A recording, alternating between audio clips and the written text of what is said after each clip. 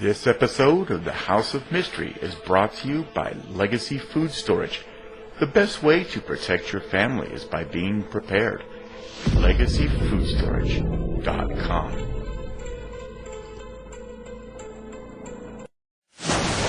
Fiction, science fiction, horror, fantasy, crime, LGBT, thriller.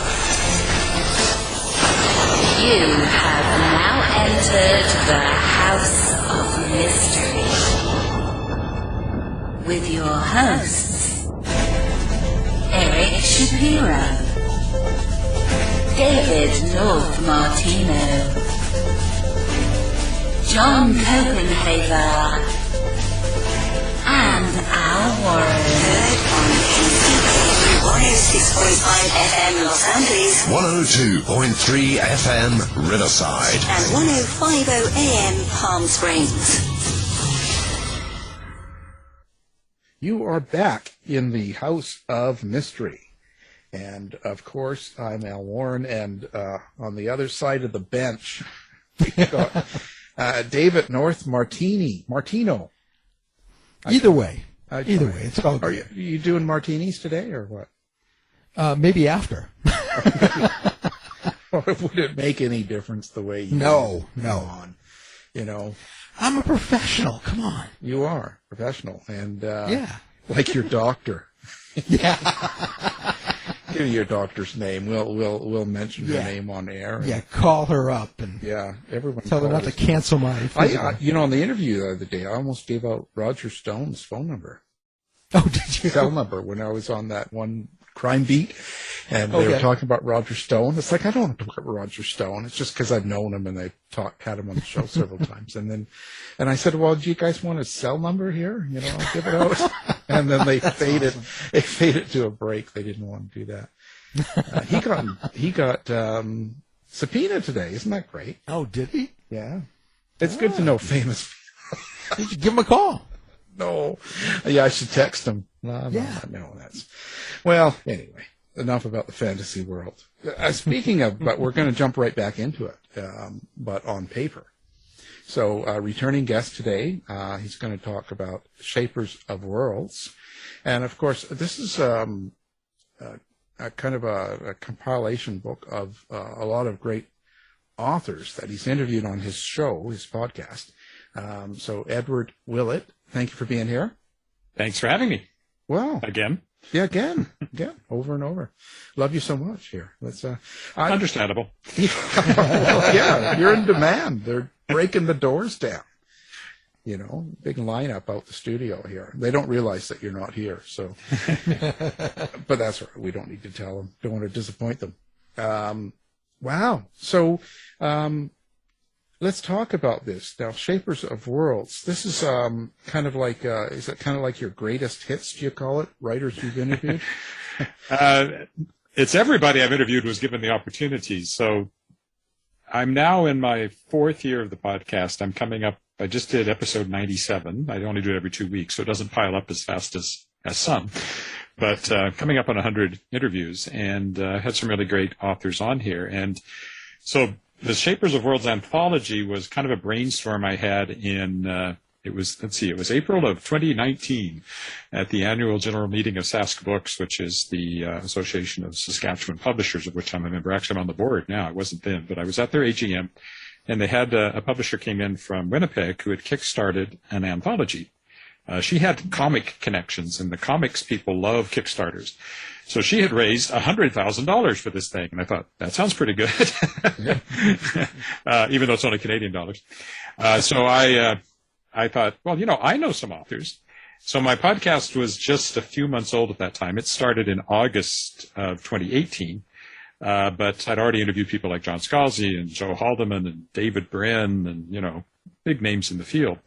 So I had this brainstorm that I would reach out to my first-year guests, just arbitrarily. I had to cut it off somewhere once I got to the end of my first year, which was summer of that year, and see if they would be interested in being part of an anthology if I could kickstart it successfully. And I don't remember how many authors I had in that first year, but 18 of them, I offered it to everybody, and 18 of them said yes. So I had 9 original stories and 9 reprints in that first one. So I had new fiction from Seanan McGuire and Tanya Huff and David Weber, L.D. Modisett Jr., DJ Butler, Christopher Rocchio, John C. Wright, some guy named Edward Willett, and Shelley Adina. And then I had stories by John Scalzi, David Brennan, Joe Haldeman, Julie Shernada, Fonda Lee, Dr. Charles E. Gannon, Gareth L. Pell, Derek Kunskin, and Thorea Dyer. A pretty good lineup. And I went and tried to kickstart it in March of 2020, when nothing else was happening in the world. But fortunately, even while people were being locked up and locked down and masked and put in corners and whatever else was happening to them in that month, people came through with the money, and I raised around $16,000 Canadian. Most of that money went to pay the authors. Well, that one succeeded. It came out last year. And so this year I thought, hey, I'll do it again. And oops, I did it again. Yeah. So we now have Shapers of Worlds Volume 2, and this one is bigger, better, fatter. It's 540 pages, so wow. 24 stories. The last one only had 18, and this one has 18 original stories and only 6 reprints, and another amazing list of authors: Kelley Armstrong, Marie Brennan, Helen Dale, Candas Jane Dorsey, Lisa Foyle, Susan Forrest, James Allen Gardner, Matthew Hughes, Heli Kennedy, Lisa Kessler, Adria Laycraft, Ira Nayman, Garth Nix, Tim Pratt, Edward Savio, Bryan Thomas Schmidt, Jeremy Szal, and Edward Willett again. And then there are stories by Jeffrey Carver, Barb Hambley, Nancy Kress, David D. Levine, S.M. Sterling, and Carrie Vaughn. So just like the first one, there's all kinds of bestsellers and award winners and all that great stuff in there. And it's just been very exciting to bring these things into the world, and I'm already working on Shapers of Worlds Volume 3. Well, I'm wondering, as an editor, how do you pick the stories that are going to go into each volume? What are you looking for? Well, these are a little unusual. A lot of anthologies have a theme. Like, I've been part of themed anthologies. There was one I'm in called Modern Deities' Guide to Surviving Humanity.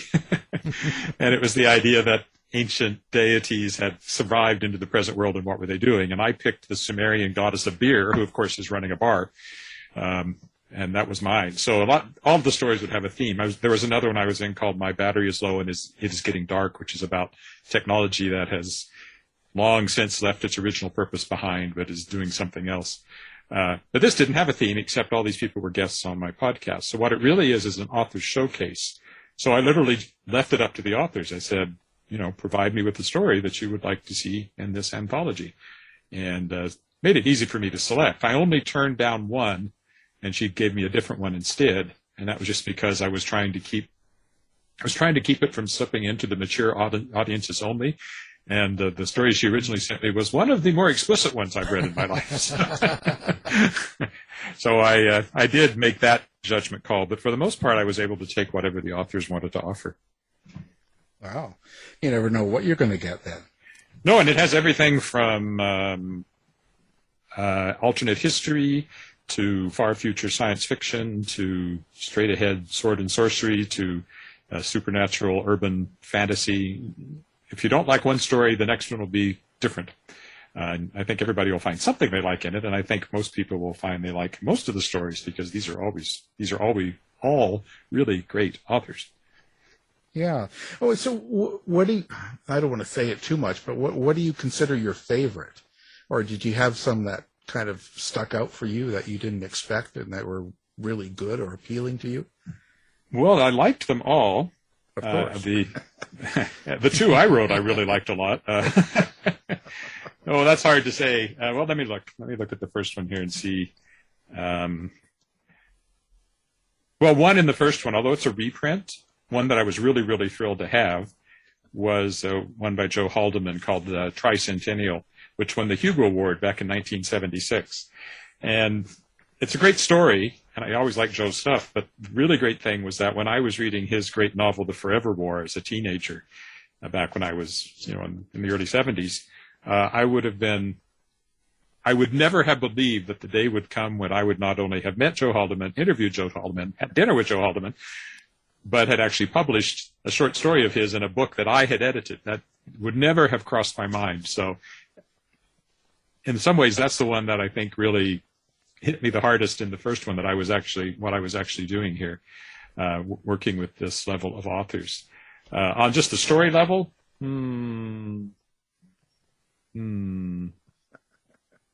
That's a tough one. I don't think I'd want to say. I will say in the second one that I really liked is one by a fellow Canadian author, Candas Jane Dorsey, which is a very odd, in a way, story, and yet and it's really hard to explain, to even describe it. It's a woman in prison, and she seems to be there for genetically modifying things, and yet she also has the ability to alter timelines, and all that works together somehow. And it just makes for a really great little story. You didn't get David Martino in this, boy. No, there's a fantasy writer. Yeah, right. Well, so far, it's only guests on my podcast, and there's a lot of authors I haven't interviewed. So, well, actually, but that's kind of the key to it. This is kind of like people you've invited on and you've talked with and stuff. How have you selected the people you've had on the show? Like, is it all people you've really admired their work or something about them, or is it just kind of is there any sort of theme to that? Well, the first ones were people I knew really well already because they were the most likely to say yes. So John Scalzi and I have known each other for a long time. He was the very first science fiction convention panel he was on, I was also on. So he came in, he was late, he came in, sat down at the panel, and we met each other then. His career has gone a little, I mean, he recently bought a church and a house, and I don't know. he's had a more successful career than I have in a money side of things, for sure. But we have known each other for a long time, so I felt I could reach out to him, and he said yes. And Robert J. Sawyer, Hugo Nebula Award-winning author, all fellow Canadian. I've known him for a long time. So it was easy to begin with to reach out to the people that I'd met, because I have been in the field now for a long time and have gone to a lot of conventions and met a lot of authors.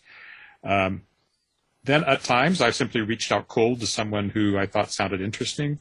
I've been turned down a few times, but not always. So I'd never met Victoria Schwab, another big name, but I reached out and she said yes. In the current one, there's people like Barb Hambley, who's just somebody I always wanted to talk to, and I just reached out and she said yes. Garth Nix, I think I met once, and he said yes. So, most authors will say yes if you ask them if they want to talk about themselves for an hour. I said yes when you asked me, so I was wondering, how do you structure your anthologies? I know traditionally there's usually like the strongest story in the beginning, and at the end you get the lead and the anchor story. Do you do that, or do you have some other way that you structure the stories to create, I guess, its own running narrative throughout the anthology? I just do it by feel. Generally, I try to have a really strong story up front. So this one I started with Kelley Armstrong. I know from experience that people will buy books just because Kelley has a story in it. That seems like a good thing, and it's a really good story as well. And then it was easy picking the last one. It's a reprint by S.M. Sterling, and I had suggested 5,000 words. Most authors went over that. I had to cap my payment at 6,000 words, but some authors went beyond that anyway. And then in his case, he said, well, I know you've got a cap on how much you can pay me, but here, take this 16,000-word reprint of a great, I guess you'd call it a novella. And so that was easy to end with that. It also has a great closing line that kind of was nice to have at the end of the book. And the first anthology I finished with Joe Haldeman with Tri-Centennial, and then I started with my own story, just because I felt that it had something that I thought spoke to what I was going for. Although I did have one critic saying, oh, it's pretty full of yourself to put your story first. But to be fair, I was a guest on my own podcast. I interviewed myself. My pseudonym, E.C. Blake, interviewed me. He was my guest host, and he interviewed me just as if he were the host and I were the guest. And wow. we sound a lot alike, but he has a Southern accent, so it would be. So tell me, Ed, I'd like to know more about this thing that you're doing now. And I say, well, EC, thank you for asking that question. And the funniest thing was, my editor loved it. That book, Sheila Gilbert, loved it when she heard it. Funniest thing was, I met a guy I'd gone to high school with at a book signing. He said, I heard that interview. That guy sounds a lot like you. And I said, yeah, he does, doesn't he? He did not realize it was me interviewing myself. Yeah, you're lucky they didn't say, well, why don't you use that guy all the time? I was worried about that. Yeah. People might like his voice more than mine. I don't know. Maybe they like that accent. Well, depends on where they're listening from. You never know. Well, that's interesting. So this is sort of turning into something you probably didn't expect then, in a way. Well, I didn't know what to expect. I had no idea if the Kickstarter would work. I had hopes because of the level of authors involved. They will all bring their own fans to the Kickstarter. And it was a little scary. They usually are. You get this big surge at the beginning of the month if it's a month-long campaign, and then there are days when it barely budges.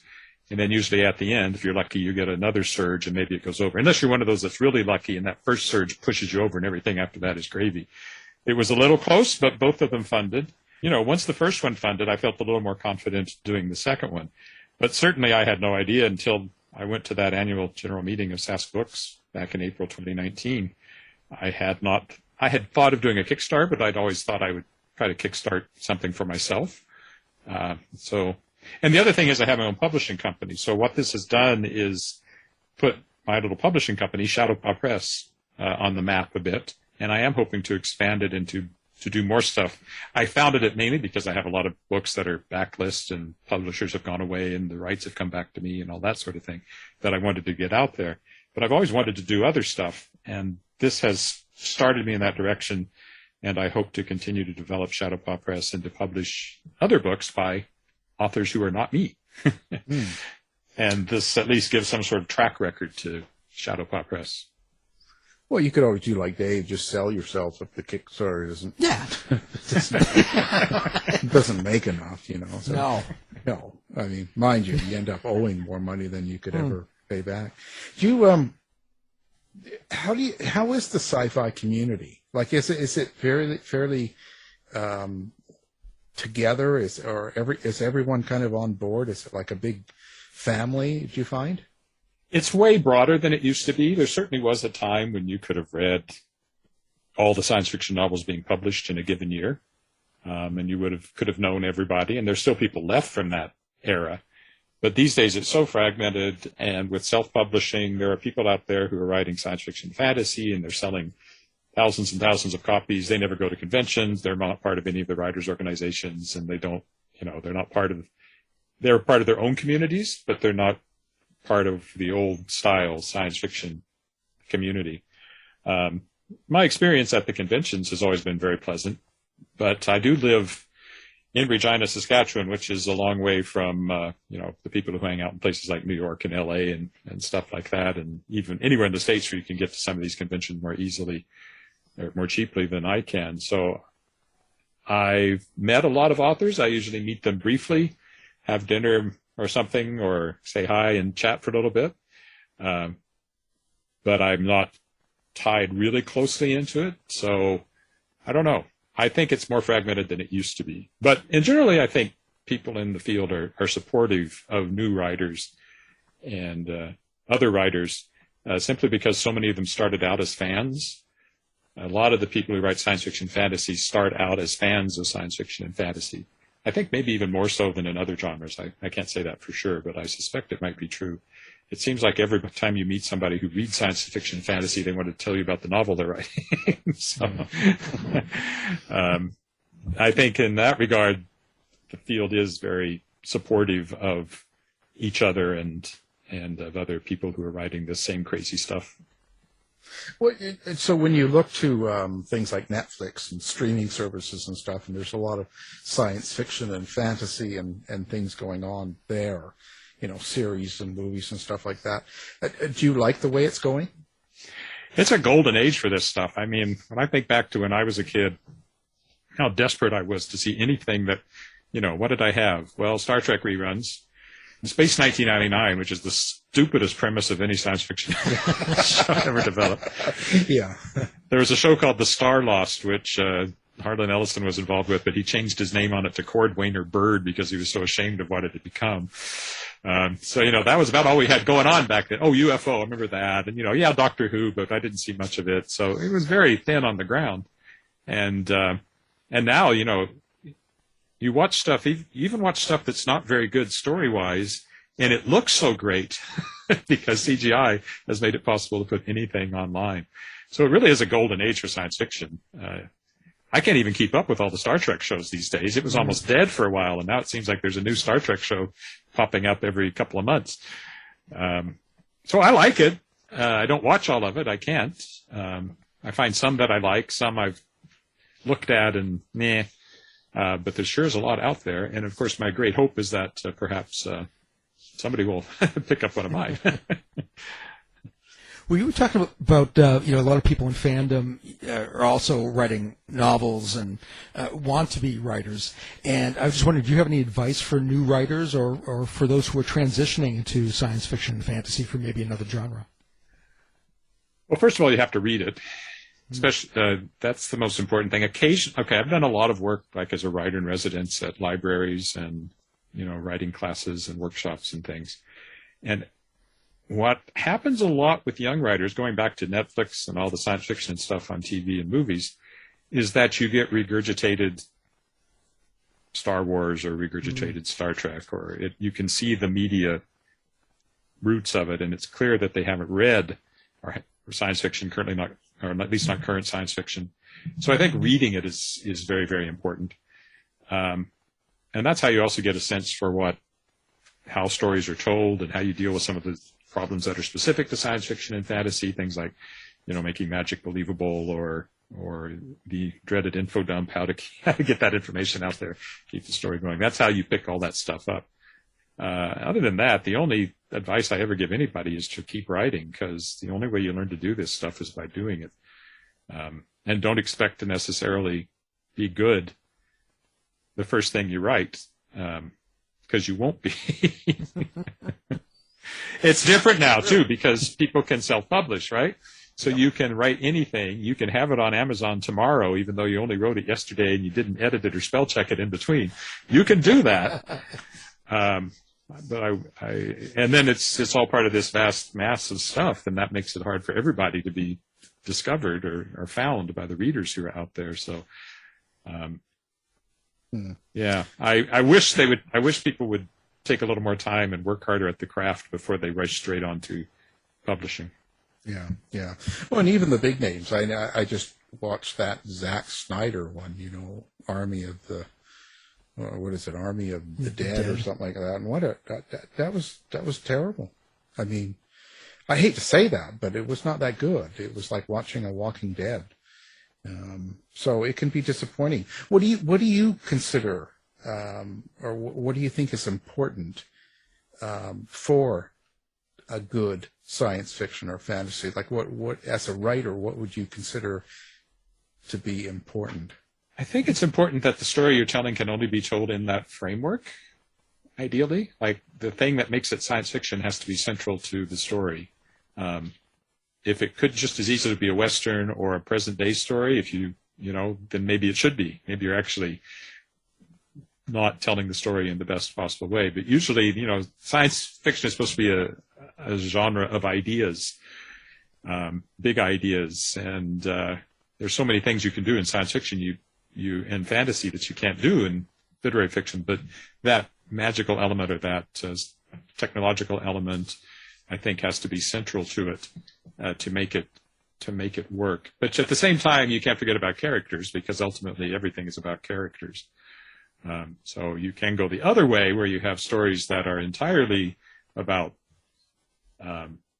gee whiz technology or magic or something, and the characters are so much cardboard, and that's not satisfying either. So, like everything else, it's a balancing act. I can actually forgive bad characters if the explosions and stuff are cool enough. I can actually get over some of those other things. But I'm really 12 at heart. So yeah, well, yeah. So, do you get into the hard science fiction, like hard sci-fi they call it? Oh yeah, I've read a lot of that and enjoyed it. I've read everything. I'm quite eclectic. I read everything from young adult fantasy to I hate zombies. I don't read zombies or don't care about zombies at all. But other than that, everything from urban fantasy to sword and sorcery to high tech to near future to I'll read it. Except for your zombie, your zombophobia. Yeah, I'm zombophobic. They're dead to me. Well, oh, literally, eh?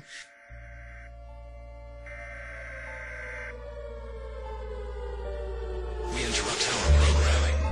This is a national emergency. Important details will follow.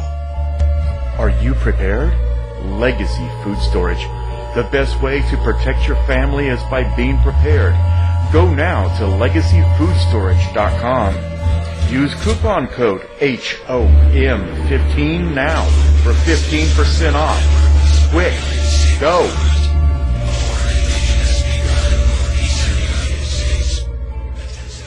The following is an important time-insensitive announcement from Staples. Now, for an unlimited time only, Staples is drastically cutting their everyday prices on hundreds of products your business needs. That's right. The clock is not ticking. Walk, crawl, or lollygag to Staples, and you will not miss this opportunity. These are everyday price cuts. Take a 4-pack of AA Duracell batteries was $4.79, now just $2.99. But act now or later, because these Staples everyday price cuts will be around for a really, really long time. Price cuts like a 2-pack of Scotch Magic Tape, previously $4.79, now just $2.99. And Scotch Packaging Tape, now just $2.29 for today, tomorrow, and pretty much every day till the cows come home. But don't hurry. These everyday price cuts are indefinite. To repeat, these prices will last. So stop by your nearest Staples whenever it's convenient and take advantage of these normal, continuing everyday price cuts. Thank you. Me, but also you. The Pharaoh fast forwards his favorite foreign film, Powder Donut. Okay, what's my line? The only line I see here on the script is get options based on your budget with the name your price tool from Progressive. Oh man, that's a tongue twister, huh? I'm sorry, I'm gonna need a few more minutes. Bulbous Walrus, the Bulbous Walrus. The Name Your Price tool, only from Progressive. The owl ran afoul of the comatose coxswain. Progressive Casualty Insurance Company and affiliates. Price and coverage match limited by state law. Now back to the show with Alan Dave. Do you follow other people's rules? Like, when you get into that type of fantasy, like, we said zombies and stuff, or there's witches and there's all of the other elements that make up that fantasy part of the sci-fi. Do you kind of follow the rules or what people have already stated about them? So if you get into like witches or something like that, or vampires or something. There's a certain amount of lore that I think you need to at least show that you know that it exists. But in general, the only time I've written that kind of thing is actually in my Worldshapers series from Daw Books, and it's literally about people from our world setting up their own worlds, shaping their own worlds.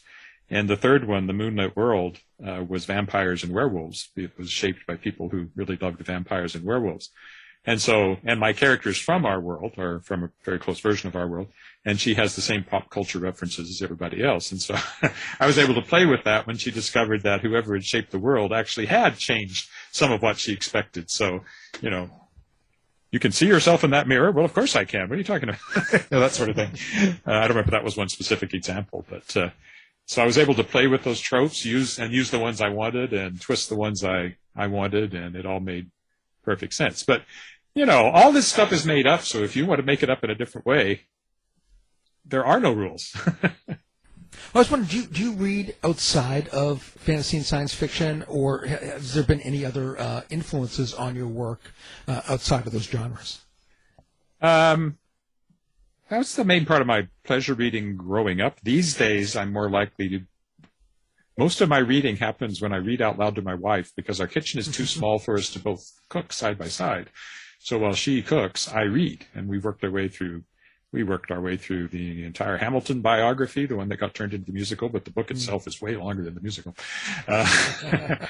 And we're currently reading books by Alan Doyle, who's a Canadian songwriter, very good storyteller from Newfoundland, and we've read stuff by Matt Ridley, and we've read history books, and so I actually read quite a bit of nonfiction that way.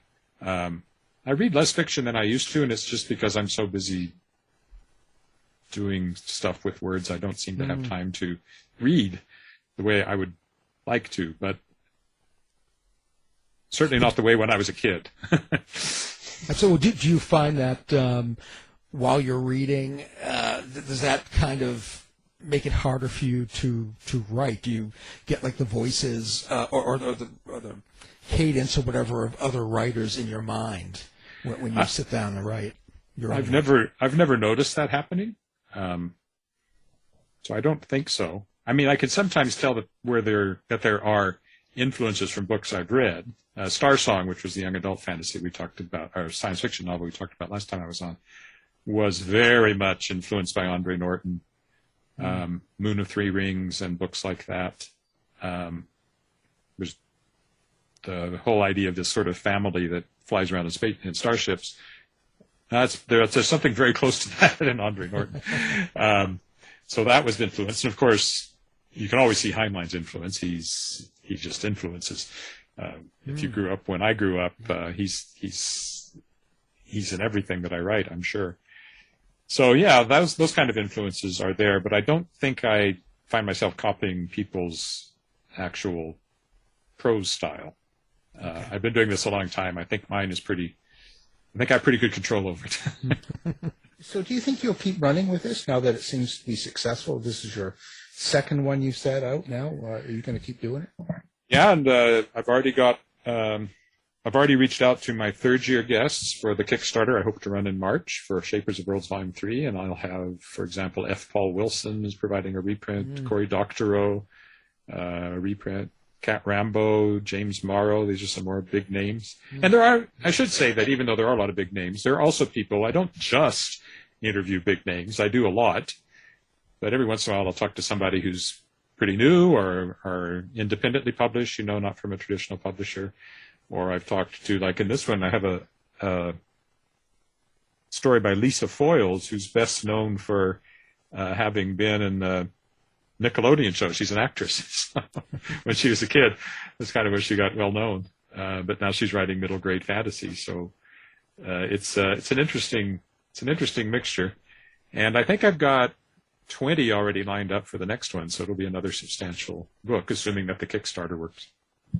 And I'm already into my fourth year, and I've already talked to more wonderful authors. And usually when I do a podcast, at the end of the interview, I'll send them a copy of one of the anthologies in ebook by way of thanks and say, I'll probably be doing one again. So I'll probably be reaching out to you in a few months and asking if you'll want to be part of this. And they almost all say, oh, sure, I'd love to. So I hope that it'll continue to be a series until I get tired of doing the podcast, and I'm not there yet. Well, no, it doesn't sound like, you're saying you're doing one every 2 weeks. How do people find your podcast? Like, where do you market it? Well, of course, it has its own website, theworldshapers.com, and then it's everywhere. It's on Apple, it's on Spotify, it's everywhere you can find a podcast. You'll probably be able to find it. And, of course, the other thing is, again, especially when you have a major author who has a big social media following, they're my best marketing tool, because they will say, I just did this great podcast, and people will come and find it, and then hopefully they'll continue to listen to more. It's not, it's very process-oriented. It's about the creative process and exactly how people write their books, and so it's perhaps a little aimed a bit more at other writers, although I think fans and readers should enjoy it too. There's always a biographical section at the beginning, and things can branch off a little bit, but it generally follows the process from idea through planning, through writing, through revision, and then, philosophical questions about why do you write, and why does anybody write, and why write this crazy science fiction and fantasy stuff specifically. But it's averaging, let's see, last time I did the math, it's well over 400 downloads per episode is the average, which isn't, setting the world on fire, but it's not being listened to either. So it's certainly worth continuing to do it. Yeah, well, and hopefully you're doing a lot of it for yourself as well. Yeah, I mean, I just like to talk to these people. I've picked up ideas, and again, I've got the anthologies out of it, and I also hope to do some books that will collect the collected wisdom of these authors, if you like, about writing. And put those into some books that, again, would come out through Shadowpaw Press. So it's, always looking at ways to spin it off and make it grow and It'd be nice to make money at it. So, anybody wants to sponsor it, I'm available. There you go. There you go. We'll put out the word for it. Let's get on this. So your process itself, when you sit down to actually do an interview, how is it that you prep for something like this with a writer, and you're going through kind of the concepts and stuff? If I can, I get a copy of the book we're going to talk about. The premise is it's not necessarily the latest book. It's not really that great a podcast for promoting new books, although it can be. But often we've talked about books that have been out for a while or their most famous series or something like that. But if I can, I'll get a copy of the book. I don't always get it read all the way through, but at least I can get a sense of it. And then I always try to at least have some basic knowledge of their background and achievements and all of that, so that I can ask intelligent questions. I've been on the receiving end of interview. I've been an interviewer many times because before I was a podcaster, I had a radio program for a while where I interviewed local artsy types, and I hosted a TV show for like 10 years, which was a live call-in show, and I was a newspaper reporter at the start of my career. So I've done a lot of interviewing, which is one thing that I brought to the podcast. But I've also been on the receiving end of interviews, and I am not speaking of yours, but there are occasions when you wonder why they couldn't at least have read the press release before they started talking to you, or, at least know who you were, or be able to get your name right, or, all these sorts of things. So I at least try to do that minimum level so that when I'm talking to an author, I sound intelligent. I want to sound as intelligent as my guest. Yeah. Well, who are you again? No. What were we talking about? No. I think it's really important to get to know who you have on, or kind of what they're doing, and to be able to present that to listeners. But so when you sit down and actually write and that, do you actually have the whole story in your mind, and kind of where you're going to finish and what you're going to do with that character before you start writing, or do you just kind of do it as it comes? That's the classic, are you a pantser or a plotter sort of question. Yeah. In general, my stories are plotted out to the level of 2 or 3 pages of notes. If it's a novel, it might be a bit more than that. If it's a short story, it's probably less than that. But, a few pages of notes. So I have a general sense of the plot and some major incidents and generally where it's going. Then I'll start writing, and occasionally it's happened in at least a couple of books. I got about 2/3 of the way in and realized it wasn't going to the ending I thought I was going to, and I had to replot to the end. So all the thinking you do ahead of time, it's like no battle plan survives contact with the enemy. I don't think any outline actually survives the writing process. In my case, now I have talked to authors who are much more pinned down to their outline. The one I always mention is Peter V. Brett, who is best-selling author of The Demon Cycle, who says he writes 150-page outlines before he starts writing the book itself, and then it's just a matter of fleshing that out. On the other end, there was authors who just have a general idea and just start writing and discover the whole thing as they write. So I like to have a general sense of it in my head. I may never look at that outline while I'm writing. Once I've figured it out in my head, I just start going, and sometimes I only look at it if I get stuck, and sometimes that's when I find out that, this isn't even going to work anymore, and I have to rethink it. But at least it's a starting point. So you write off of the basis of characters. So you're writing a character story rather than a setting, or is it the other way around? It depends on the story. I've had books that started as a setting. I've had books that started from an idea of a character. I've had books that I can't remember where they came from. Depends how much you were drinking.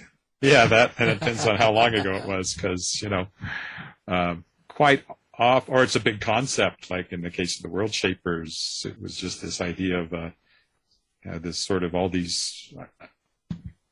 And the original idea of Worldshapers, as it turned out, it's like these portals between worlds, and they're like these glowing things, and you walk through them. But in the original concept, it was going to be a fantasy story, and it was a valley with caves going off of it. When you went into these caves, you found yourself in a different world.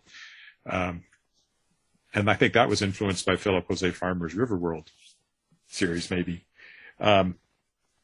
But in that case, I actually had this kind of concept just of a central place from which you could access other worlds. And then I built everything else around that, and it changed. That concept still remains, but the character and the time setting and the fact that it's now more of a science fiction than a fantasy story, all of that changed around that central concept.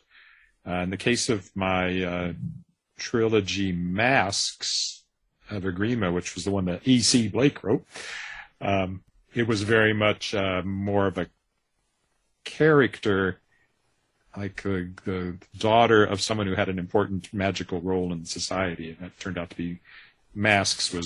So there's also this concept, but then the character came along very early as well. So it can come from many different directions. Have you ever been working on a story that you couldn't finish? Oh yeah. There's a novel long time ago that I wrote. I can still remember how the music used to. Sorry, it's really hard to stop that song once you start it. Yeah, it was a climate change novel, but it was set on an alien world, and the climate was changing the other way. It was like a ice age coming in. And it just never got past a certain point. I just stalled, and I never went back to it. And I don't have any great desire to go back to it, so that was probably the right decision. But that's happened a couple of times where I've written a large chunk of something, and then it just I never quite finished it. There was one thing years and years ago, I was writing it as a serial novel. I was like writing it online in full view of anybody who wanted to watch me doing it, so a new thing would just pop up. These days people do that too, but this was a long time ago. And I think in that case I was just winging it as I went, and I think I kind of wrote myself into a corner and I had nowhere to go, and I thought, well, this is just going to end. And it did. But it's all still practice. It's all, you're all still learning things when you do that. Yeah. And I wonder if there's some novel or books you've written that you look at now that you wished you could change. Well, generally I can, because most of my oldest ones have come back to me as publishers have gone away, and I get them back. So when Shadowpaw Press puts them out, I do give them a bit of a polish. There hasn't been anything major, but I've certainly fixed a couple of things that I wasn't that happy about in some older ones. Yeah. It's interesting, though. I put out a short story collection, Paths to the Stars. I haven't written that many short stories. So this was like 40 years of writing to get 22 short stories for this and collection I put out. First thing I put out from Shadowpaw Press. And the oldest story in there was written when I was 18, and the newest story was written just a couple of years ago. And it was interesting to see a reviewer say that they couldn't tell just by reading it which ones were written by young me and which ones were written by old me. I don't know if that's good or bad. Does that mean I haven't improved at all? And I'm still writing like a teenager? I don't know. Yeah. Going around in circles, maybe. Which book would you suggest for someone that has never read one of your stories? So not any of the Shapers, but if they were to pick up one book, which one would you suggest to get to know you? I always like to recommend a standalone in that case. Right. And I don't have a lot of those, but if you wanted something on the science fiction-y side, The City Born by Daw is a standalone science fiction novel. And on the fantasy side, under another of my pseudonyms, Lee Arthur Chane, there's a novel called Magebane, which is actually the longest one I've written, and is a bit magic and steampunk. So those two are two good standalone novels. On the young adult side, there's no question that Star Song, when we were just talking about, is the one that's currently nearest and dearest to my heart, because it was one that I resurrected that had been around for a long time, and I finally polished it up. Well, there's one that I went back and fixed up because it was originally a much simpler story, and I complexified it and added in viewpoint characters and brought in another 30 years of writing experience before I published it. So that's a good young adult science fiction. And on the young adult fantasy side, I know you only asked me for one, but on the young adult fantasy side, I am very, very fond of a series called The Shards of Excalibur, which is a modern day Arthurian story, which actually starts right here in Regina, Saskatchewan, when the Lady of the Lake shows up in our little downtown lake, because everybody's got to be somewhere. and tells a local girl that she's now the Lady of the Lake, and she has to find the scattered shards of Excalibur before Merlin can. He's that guy, and he's like a Bill Gates, Steve Jobs kind of computer guy in the modern world. So I'm very fond of that series, and they have the advantage of being short, so the entire 5-book series is only 300,000 words, which is like one Tad Williams novel. So yeah. Or do those evil characters give people vaccines with chips in them or something? I was not thinking in terms of vaccines when I was writing that one. Well, so there you go. You can catch the new people in that. People. I give people good ideas all the time. And they never use them. Well, it's really good. What's next? What's coming up next for you? Well, I do have a new novel coming out from Daw. I may write the 4th book in the Worldshapers series, but at the moment Daw's asked me to move on from that series. So I'm now writing, or have written, a comic far future space opera called The Tangled Stars, which I've had a lot of fun with. It's and in fact, my story in Shapers of Worlds Volume 2, which is called Tybalt's Tale, is a prequel to it, and it introduces the 3 main characters from it. There's Cooper Douglas, who's a kind of he calls himself a pre-salvager, which is just his way of saying thief. But, he says everything ends up as salvaged sooner or later. He just takes it a little sooner in the process. And then there's a character named Lisa Gray, who is kind of a AI expert. And in the book, she's actually a cop on the moon. And then the third character is a AI uplifted, somewhat genetically modified talking cat. The Tybalt of Tybalt's Tale. So I've had a ton of fun with that. In the book itself, every chapter starts with a little bit of cat wisdom from Tybalt. So I got to use all my cat jokes in there. And yeah, that's in the editor's hand. It's due out next fall. So there'll be a rewrite coming sometime in the not too distant future. I should get my editor's notes and be rewriting that. And that'll go through the process next year. Come out about the same time as Shapers of Worlds Volume 3, if that Kickstarter happens. And then I've got other things I'm writing just on spec, and I'm kind of trying to decide what that next thing is going to be, so I don't quite know what that's going to be yet. And I will also have some of my other old stuff will be coming out from Shadowpaw Press, but I don't know exactly which one will be next. There's still 2 or 3 or 4 novels that have been orphaned by dying publishers. I did not kill them, but they died on their own. I'm sure. I was going to say, poisoned. Yeah. I want my book back. Die. Yeah, that's right. I can see it. I believe.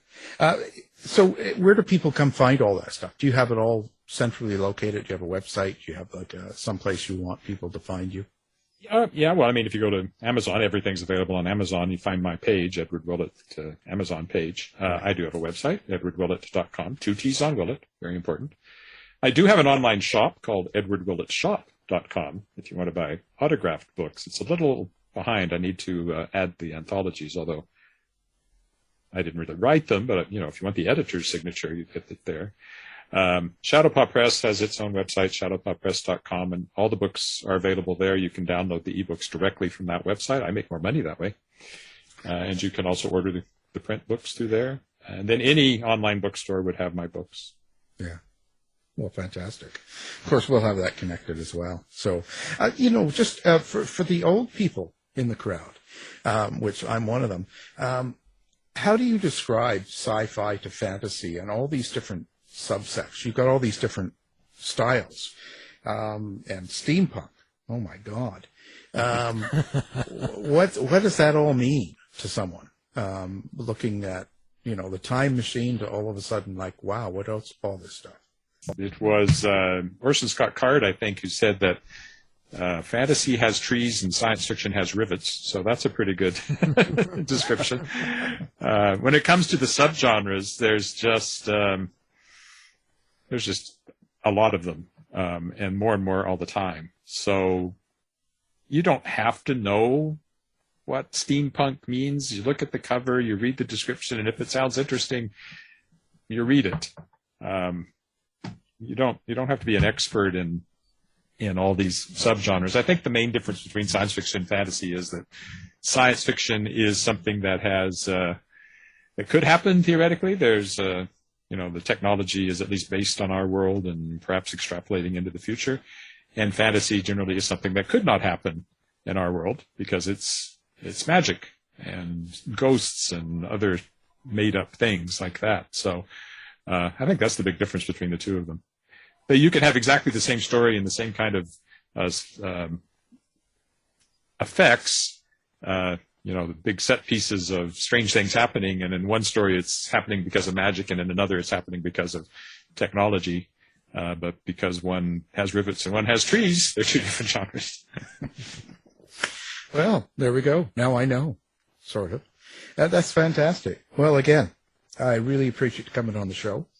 We are wrapping up today. And, of course, the book we're talking about is Shapers of Worlds, and that's edited and one story written by our guest, Edward Willett. Thank you for being here. Thanks so much. Thanks, Edward. Tired of wasting time trying to decide what to watch on your streaming service? Go to our website and look for the Martino movie reviews. Are you all ready for Thanksgiving? Have you got your turkey stuffed? My turkey stuffed, yeah. Well, I'm going to my niece's house. Yeah. Well. So they're stuffing the turkey. They're stuffing the turkey. Oh, so you get to go. Yeah. Show up, sit down, have a few drinks, have dinner served, eat, and then leave.